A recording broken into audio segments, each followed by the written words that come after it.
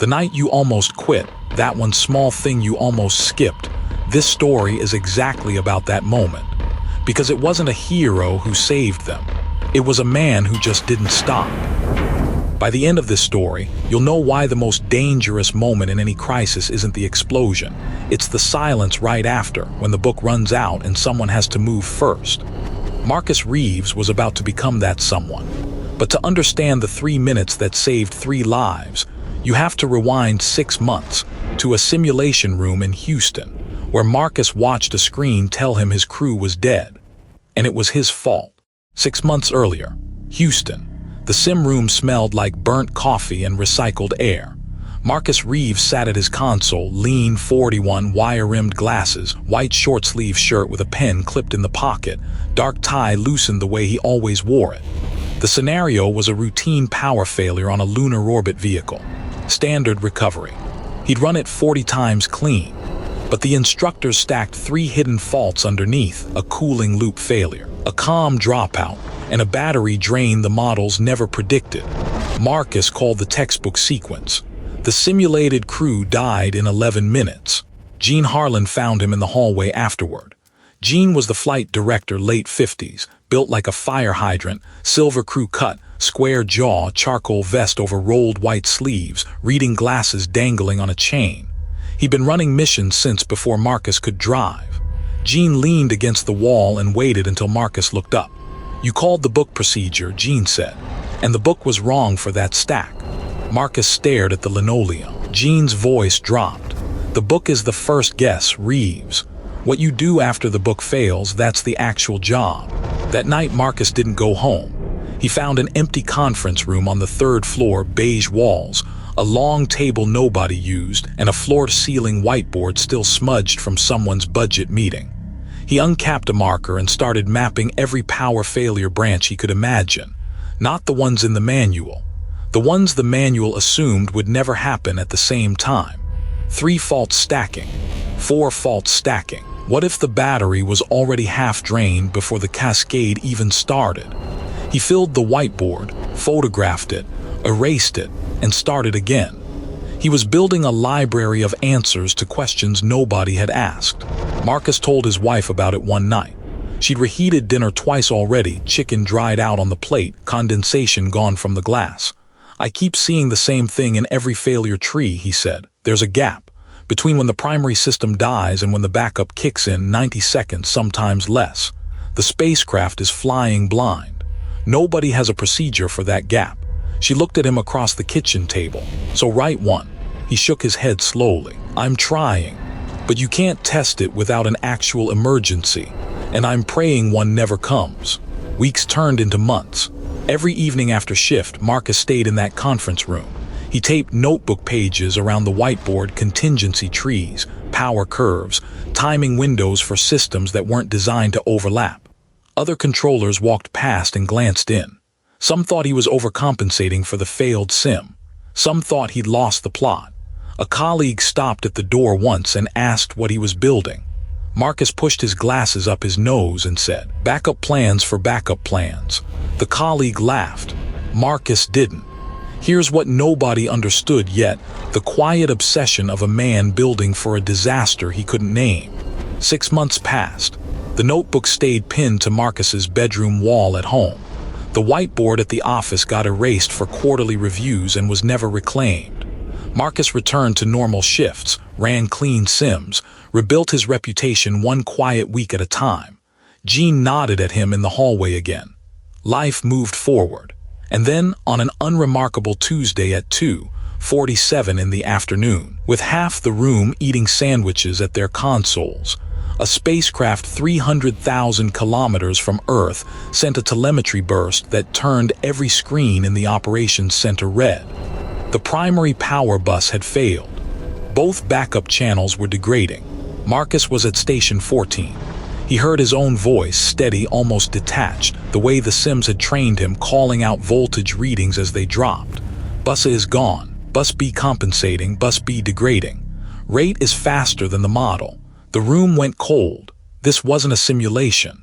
3 crew members were on that vehicle, 270,000 kilometers out, coasting on a trajectory that required power to correct. Without it, they'd sail past their return window and into nothing. Gene Harlan stood behind the consoles, vest buttoned, arms crossed, reading glasses on. He looked at the power curve. Then he looked at Marcus. Pause. I want you to stay here for a second. Think about the last time you were in a room where the manual ran out. Maybe it wasn't a spacecraft. Maybe it was a business bleeding cash. A relationship falling apart at 2 a.m. A moment where every expert was silent and someone had to move first. That gap between the last page of the plan and whatever comes next is the loneliest place on Earth. Marcus Reeves was standing in that gap, and the only thing he had was 6 months of work that nobody had asked him to do, that nobody had reviewed, that might not even be right. The battery readout showed 180 seconds of power remaining. Marcus pulled up the standard recovery procedure on his screen and stared at it for 3 heartbeats. It assumed Bus-A could restart. Bus-A was dead. He minimized the window. His hands trembled just once, then steadied. He opened a blank document and began typing from memory. The branching power failure tree he'd built on those whiteboards 6 months ago. The procedure for the gap, the one that existed only in notebooks taped to his bedroom wall and in the muscle memory of a man who'd rewritten it 200 times. The clock was already bleeding. The room fell into a silence that hummed. Every controller watched their own screens, but their eyes kept pulling toward Station 14. Marcus typed faster than anyone had ever seen him move, pulling power sequences from memory, rerouting current through systems that weren't designed to carry it, improvising surgery on a machine 300,000 kilometers away. Gene Harlan walked up behind Marcus's station.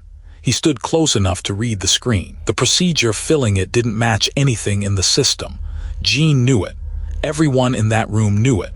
40 seconds of battery had already burned while Marcus wrote. Reeves, Gene's voice was flat as concrete. Marcus didn't look up. This procedure isn't in the system. No, sir. Has it been simulated? No, sir.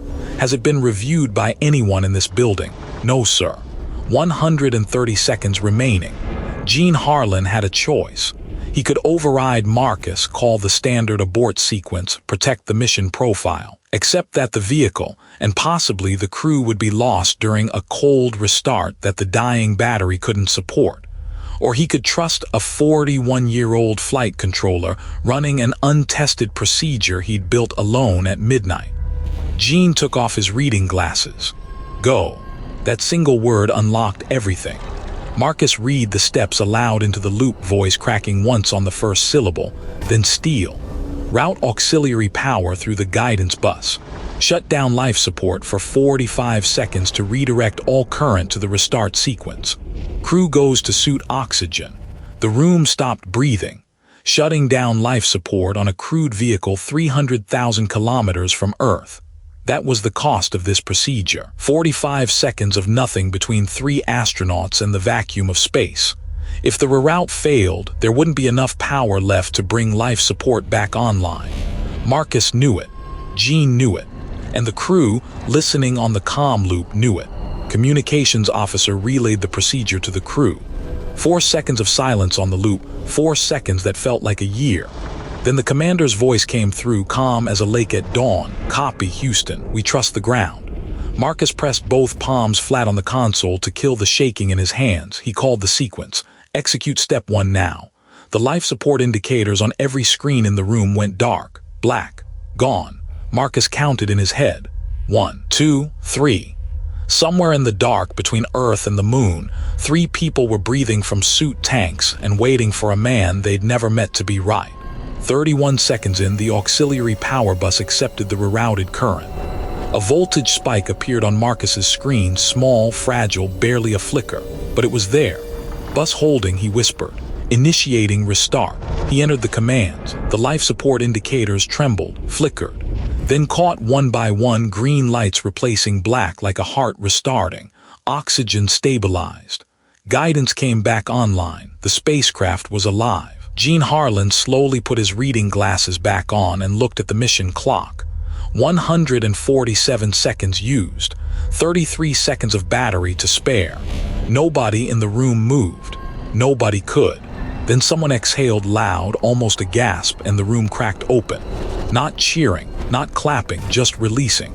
Controllers put their foreheads on their desks. Someone laughed once, sharp and involuntary, like a sob that changed its mind. Jean walked to Station 14 and put one heavy hand on Marcus's shoulder. Didn't say a word. Didn't need to. Marcus sat perfectly still, staring at the green indicators through glasses that had fogged at the edges. The crew was safe. The vehicle was stable. And the procedure that saved both, built on whiteboards at midnight, in notebooks nobody read, from a failure that nearly ended his career, was now the most important document in the building. Here's the part that stays with me. After the mission, the agency's review board examined the procedure Marcus wrote during those 3 minutes. They found it was cleaner, faster, and more efficient than anything in the existing manual because he'd stress-tested it in his head 200 times over 6 months. They adopted it. It became standard protocol, the thing every future flight controller would train on. But Marcus didn't build it during the crisis. He built it before, alone at midnight, because one failed simulation whispered that the book wasn't enough. The emergency didn't create the answer. It just revealed what the quiet work had already made. That's the lesson I carry from this one. You don't rise to the crisis. You fall to the level of what you've already built in the dark. Every hour you put in that nobody sees, every problem you solve that nobody assigned, every midnight session that feels like it's going nowhere, you're not wasting your time. You're writing the procedure for an emergency that hasn't happened yet. And when the clock starts, and it will start, you won't get a second chance to prepare. You'll reach for what's already there. So the next time you're grinding at something invisible and the voice says quit, remember Marcus, typing from memory while the battery bled to 0. If that hits you, if you build before the alarm rings, you belong here. This one was for the grinders, the ones filling whiteboards nobody reads, solving problems nobody assigned, staying late when the building's dark and everyone else is home. You know who you are, because one day the clock will start, and in that moment you won't rise to the occasion. You'll reach for what you already built. Marcus had 180 seconds. He used 147, 33 to spare. The quiet work is never quiet. Tomorrow, the surgeon who operated on himself to save his crew. I'm Cole. Subscribe, a new story like this every evening.